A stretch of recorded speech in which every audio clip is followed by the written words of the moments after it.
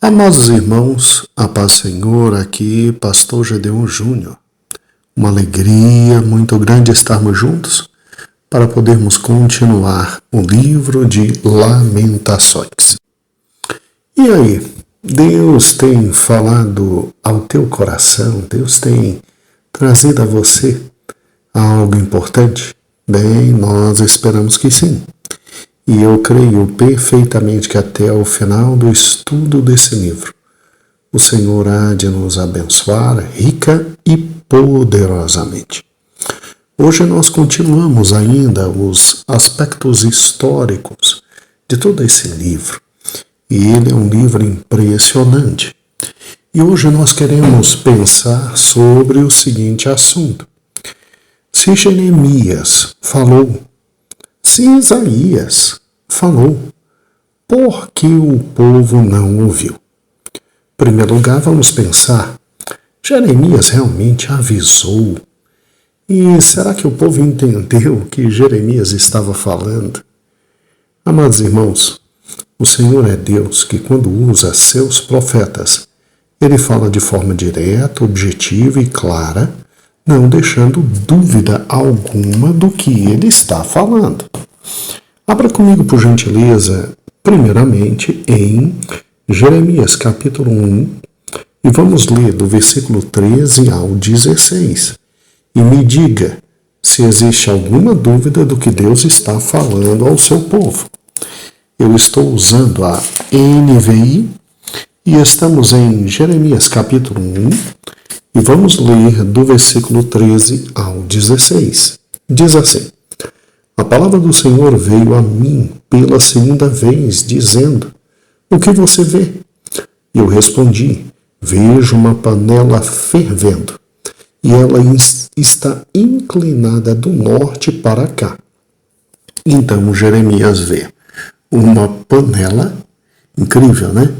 E uma panela fervendo, e o conteúdo que estava fervendo, esta panela, por estar inclinada, obviamente estava caindo. Do norte para cá significa o quê? Vindo lá de Israel Norte.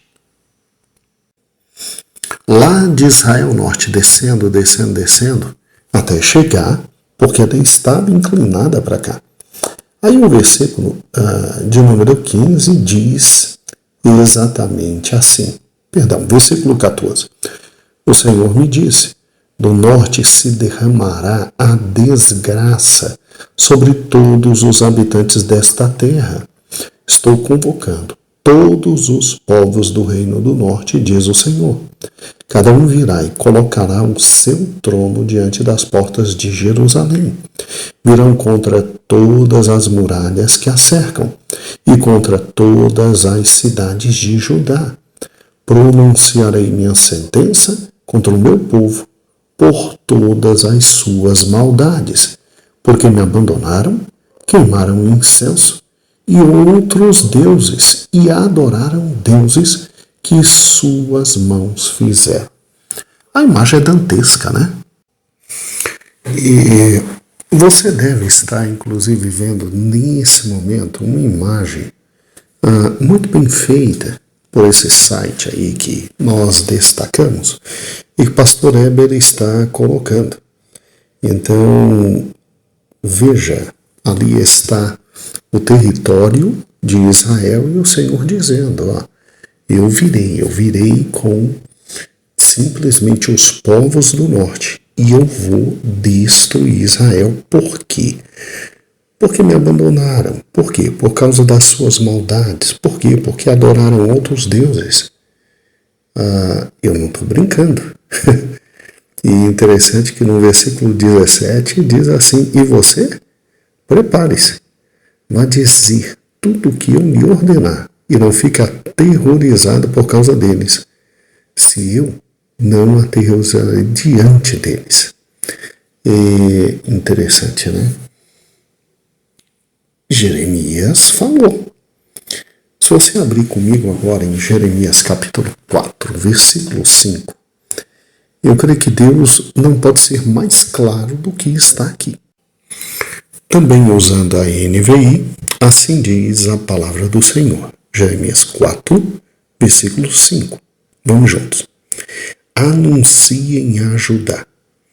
Proclamem em Jerusalém, toquem a trombeta por toda essa terra.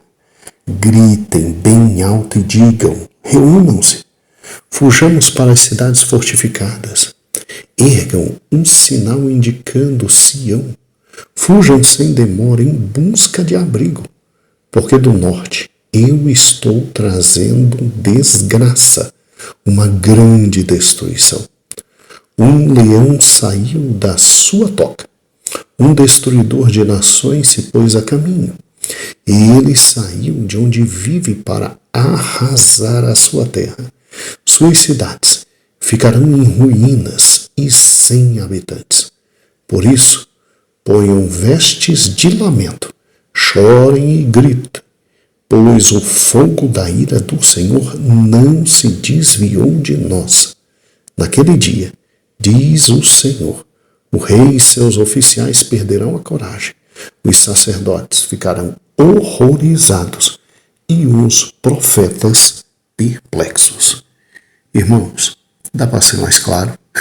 Eu creio que não.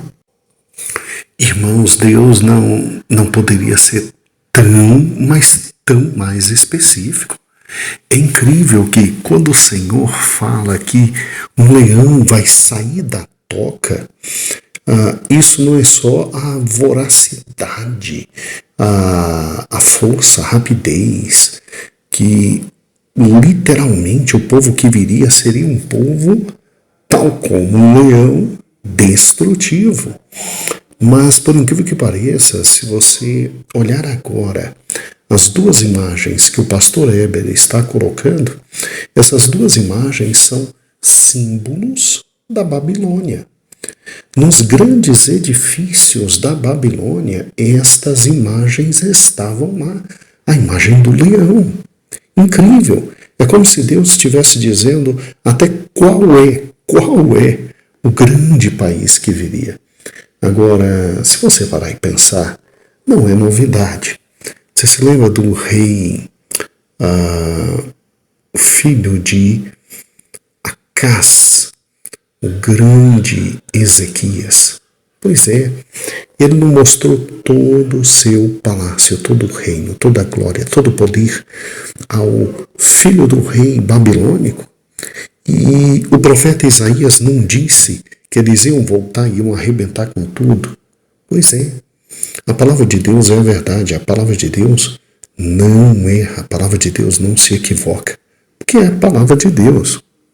Agora, por gentileza, vá comigo para Jeremias, capítulo 6, versículos 22 até o 26.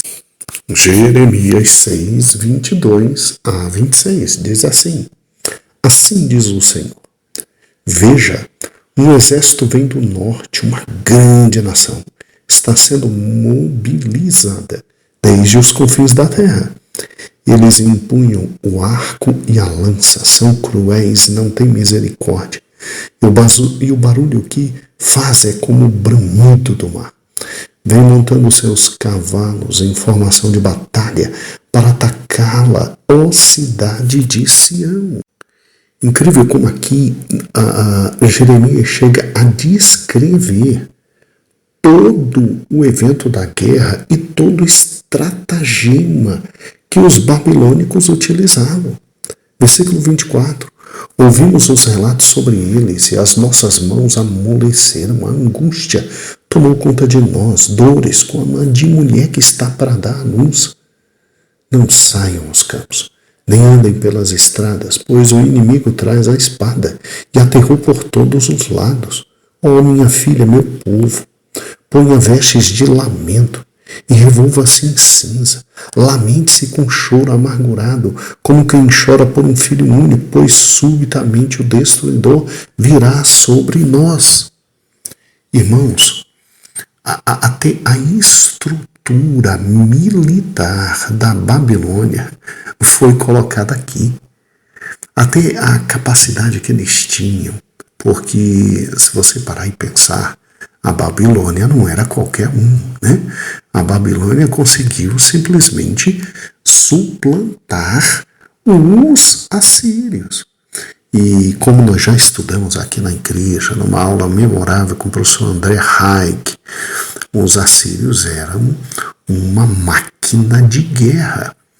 Então, não é brincadeira o povo que estava para vir. E Deus falando isso, esperando que seu povo se convertesse, mesmo sabendo que não iam se converter, mas aguardando a conversão do seu povo.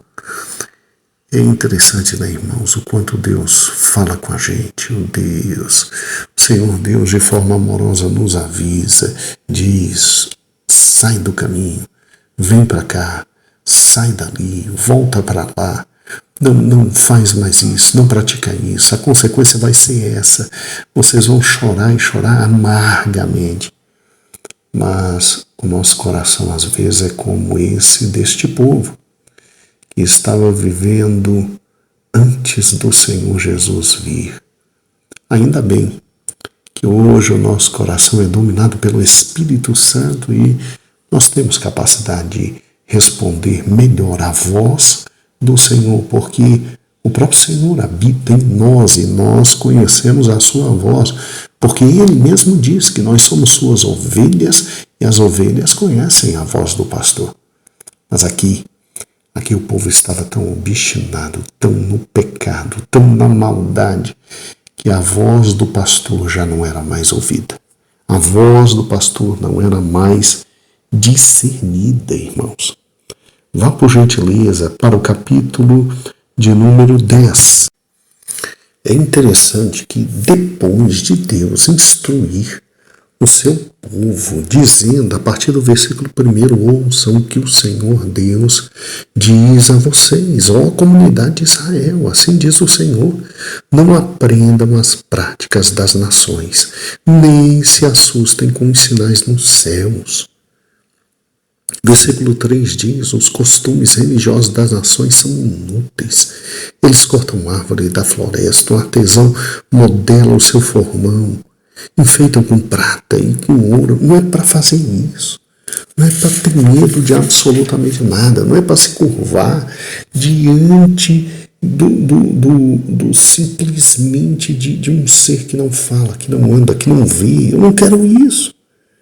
E aí, literalmente, quando chega no versículo 22, o Senhor diz, escutem, estão chegando notícias de uma grande agitação que vem do norte.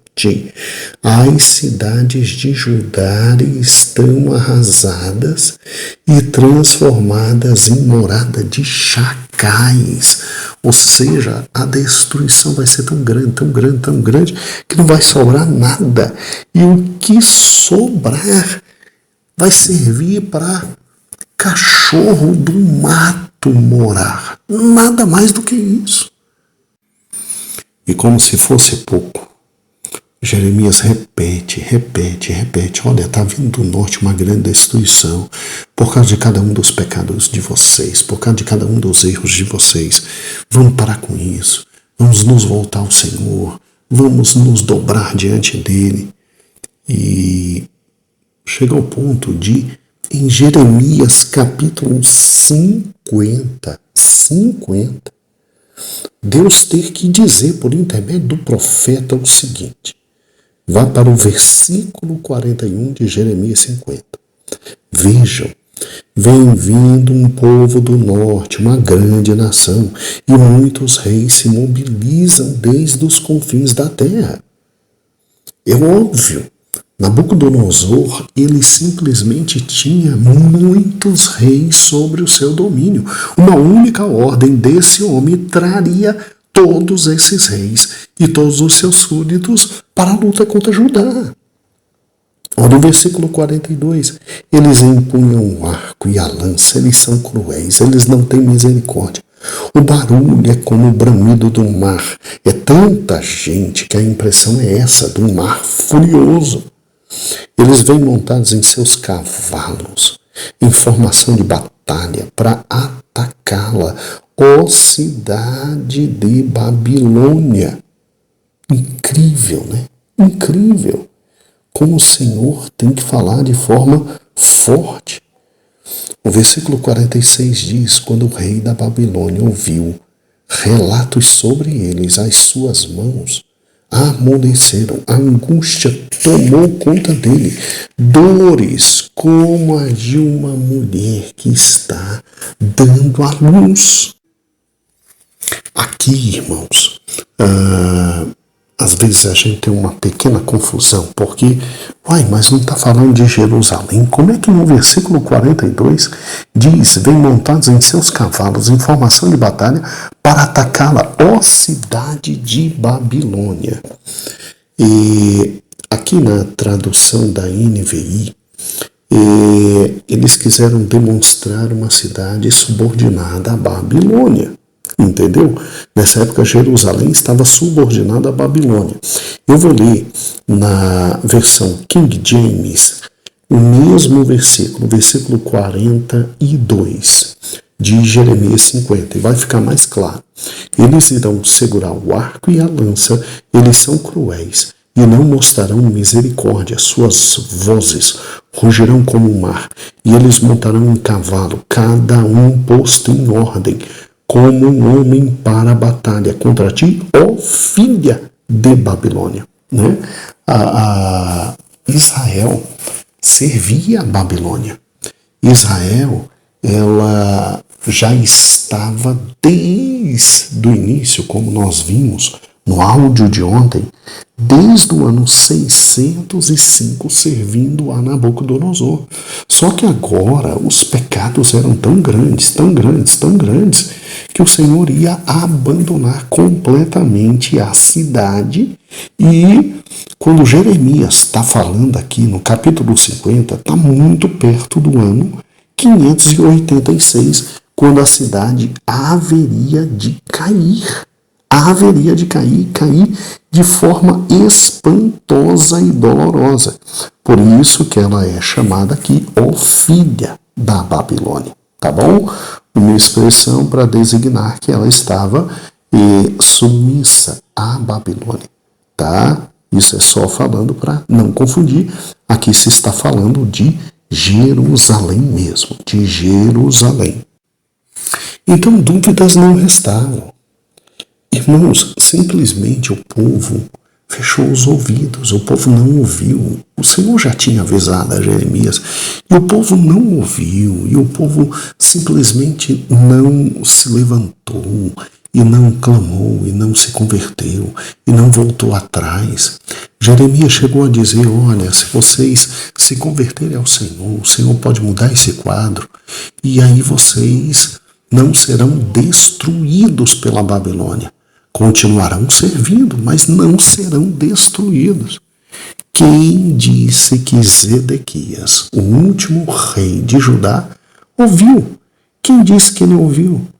E aí eu paro e penso, depois de Deus ter falado completamente com esse povo, depois de Deus ter anunciado todos os fatos, depois de Deus ter aberto absolutamente tudo, o que leva esse povo a simplesmente não ouvir a palavra do Senhor, não discernir a palavra do Senhor, não voltar atrás? Senão, irmãos, uma vida afundada no pecado, uma vida absolutamente abraçada ao pecado, uma vida completamente dominada ao pecado. Irmãos, dominada pelo pecado, né? Irmãos, é óbvio que nós temos que ter em mente que quando Isaías fala, Isaías está falando a um povo que já estava adorando a outros deuses, a um povo que não servia mais ao Senhor, a um povo que não ouvia mais a palavra do Senhor, a um povo que estava se devocionando a deuses estranhos, a coisas absolutamente malignas.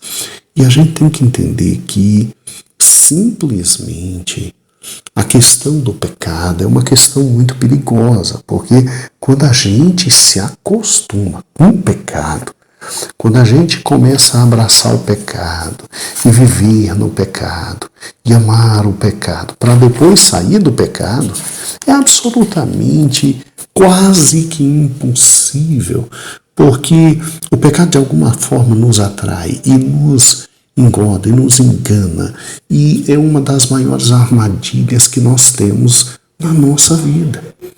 Quando nós olhamos para Lamentações, no capítulo 1, e vemos o que Deus diz aqui por intermédio de Jeremias, lá no versículo 5, a gente começa a entender porque esse povo simplesmente não se dobrou diante do Senhor, mesmo com a voz de Jeremias. Acompanhe comigo.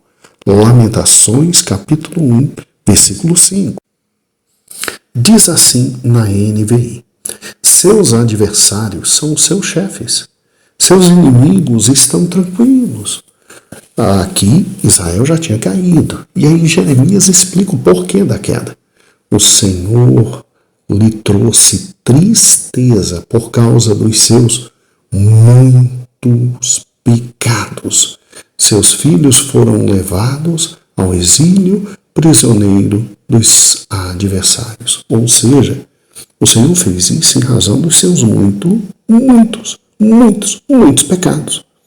Quando você olha o versículo 9, ele é muito mais direto em afirmar e deixar claro o seguinte: sua impureza prende-se às suas saias, e ela não esperava que chegaria o seu fim. Judá aqui é comparada a uma mulher abandonada, uma mulher jogada e que foi estuprada e simplesmente está perguntando o que houve. Deus está dizendo: foram as suas impurezas, foram os seus pecados. Eles estavam grudados a você em toda a sua vida. Até a tua vestimenta era absolutamente abominável. E você simplesmente não esperava que chegasse o seu fim. Irmãos, o pecado é uma praga. O pecado é o mal dos males. O pecado é terrível. Ele simplesmente vai nos engodando a ponto de sermos destruídos por ele. Quando você pega Lamentações, capítulo 5, lá no versículo 7, diz de forma muito clara: nossos pais pecaram e já não existem, e nós recebemos os castigos pelos seus pecados. Olha que interessante, né? Olha que interessante. Versículo 16. A coroa caiu da nossa cabeça. Ai de nós, porque temos pecado. Então, o lamento é um lamento de uma realidade muito grande. É incrível como o povo judeu nunca teve problemas em admitir os seus pecados. É incrível. Aqui no versículo de número 7, eles dizem: nossos pais erraram e pecaram bastante, e isso trouxe consequências na nossa vida. Agora, nós não estamos recebendo somente porque nossos pais pecaram. A grande verdade, versículo 16, é que a coroa que tínhamos em nossa cabeça caiu, porque nós também pecamos. Então, há uma consciência plena de que as consequências do pecado vieram. E esse povo cai em razão do pecado. E eles agora têm consciência absoluta de tudo aquilo que fizeram errado. É óbvio que todo esse mal veio à cidade também em razão da transgressão à aliança, que eles sabiam que tinham consequência, mas brincaram com isso. Irmãos, é sério. A aliança com Deus é algo extremamente sério. Quando você tem Levítico, capítulo 26, dizendo sobre a aliança e as consequências de simplesmente não se cumprir a aliança, isso é de uma seriedade absurda. Quando você tem Deuteronômio, capítulo 28, capítulo 30, todo aquele povo sabia que tinha aliança com Deus e sabia as consequências de não se cumprir a aliança. Pare e pense comigo. Você acredita que de alguma forma, Judá esperava que o Senhor protegesse a ela, a dinastia real, honrando a aliança feita com Davi, mas de forma malandra. Eles não queriam honrar a aliança que havia feito com o Senhor. Sim, estou falando isso mesmo, é isso mesmo. Aliança é um pacto entre duas partes. E aí, só uma parte quer receber tudo e ter todos os benefícios e não fazer a parte dela. Sério.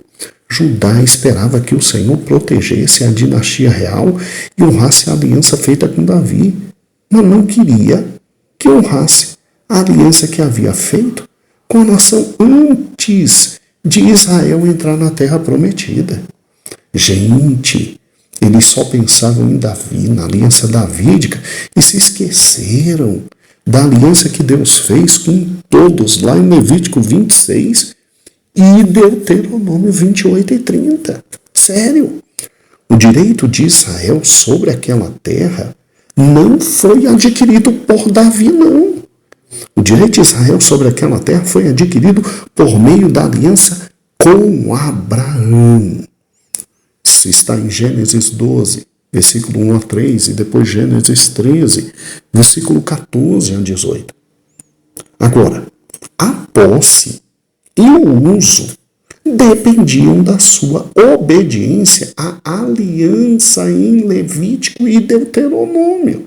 Daí Levítico 26 e Deuteronômio 28 a 30 serem fundamentais. O Senhor deixou muito claro que a obediência de Israel à aliança seria a garantia de proteção contra os inimigos, de bênçãos abundantes, como, por exemplo, fruto do seu trabalho, alegria e paz. Contudo, se Israel desobedecesse, o povo sofreria seguidos juízos, até que um dia o Senhor os tiraria da terra e os levaria a um país estrangeiro. Irmãos, esse povo desobedece desde que Josué morreu. Mal assinar a aliança em Deuteronômio 30, foi só Josué morrer, esse povo desobedeceu. Quando estudamos, irmãos, o livro de Lamentações, nós vemos exatamente os julgamentos que foram preditos lá em Levítico 16, Deuteronômio 28 a 30, acontecendo. Irmãos, o Senhor é fiel à sua aliança. Ele sempre quer abençoar o seu povo, mas o Senhor não admite desobediência. Não há, irmãos, não há como gozar da graça, da misericórdia, das bênçãos de Deus, que se renova a cada manhã, se eu vivo no pecado e se eu brinco com a aliança. Pastor, nós temos aliança com Deus? Temos. Não é aliança davídica, não é abraâmica, não é adâmica. A nossa aliança é a nova aliança feita por Cristo na cruz do Calvário. Sim, irmãos, nós temos regras na nossa vida. Nós temos Mateus, Marcos, Lucas, João. Nós temos as bem-aventuranças. Nós temos todo aquele conjunto de preceitos do reino que nós temos que viver, que nós temos que andar. Nós temos. A nova aliança está estabelecida e especificada em todo o Evangelho. Então, são duas coisas que não adianta a gente sonhar. Primeira coisa, pensar que Deus é o nosso parceiro no pecado. Pensar que Deus vai continuar passando a mão na nossa cabeça. Pensar que tudo que nós fazemos não vai trazer consequência futura. Mas é lógico que vai. Deus abomina o pecado. Deus simplesmente fica furioso com quem brinca com a sua aliança. Irmãos, andemos com temor e temor na presença do Senhor. Que o Senhor todo dia possa nos alcançar com a sua misericórdia, para que todo dia nós possamos nos arrepender, voltar à sua palavra, voltar ao Evangelho, voltar à presença de Deus, nos submeter à graça dele, viver em comunhão na igreja, viver um com os outros e tentarmos nos amar e amar ao Senhor de todo o coração, com toda a alma, com todo o nosso ser. E irmãos que estão me ouvindo e nesse momento estão de alguma forma com a vida absolutamente enrolada pelo pecado, sai desse caminho agora em nome do Senhor Jesus. Sai da vida de pecado, sai desse caminho que é caminho de morte, é caminho de revés, é caminho de absoluta, como diz o texto bíblico, desgraça. Sai desse caminho. O arrependimento ainda existe, a porta da graça ainda está aberta. A misericórdia de Deus se renova e se derrama a cada manhã, como nós vamos ver em Lamentações capítulo 3. As misericórdias dele são o motivo pelo qual nós não somos consumidos. E, meus irmãos, se o Senhor não brincou com Israel, não vai brincar conosco. Deus não é parceiro de pecadores e Deus não passa a mão na cabeça de quem não leva a sério a aliança. Então, nos voltemos ao Senhor enquanto Ele ainda está aberto a nós e a porta da misericórdia, sabendo que mesmo a misericórdia dele sendo renovada a cada manhã, há uma taça chamada taça da ira, e quando ela é derramada, as coisas não ficam boas. A maior prova disso é o livro de Lamentações. Por que não ouviram? Porque não ouviram um servo do Senhor Jeremias, porque estavam numa vida de pecado tão afundada que todas as palavras de Deus, por intermédio de Jeremias, já não valiam mais nada. E porque já tinham se acostumado a olhar para a aliança, para a palavra de Deus e dizer, isso é um nada. Pois é, veio a justiça e o leão que vinha do norte veio. Os povos do norte vieram arrebentando como aquela panela terrível em que derrama o seu conteúdo ardente e que ninguém pode escapar da dor que tudo isso provoca. Amados irmãos, este é o Leitura Bíblica Diária. Aqui, Pastor Gedeon, e agradeço a minha pastora, presidente Loide Ramos, todo esse franquear, toda esta oportunidade de compartilhar com você a palavra do Senhor. Então, um grande beijo e a paz do Senhor. E até amanhã.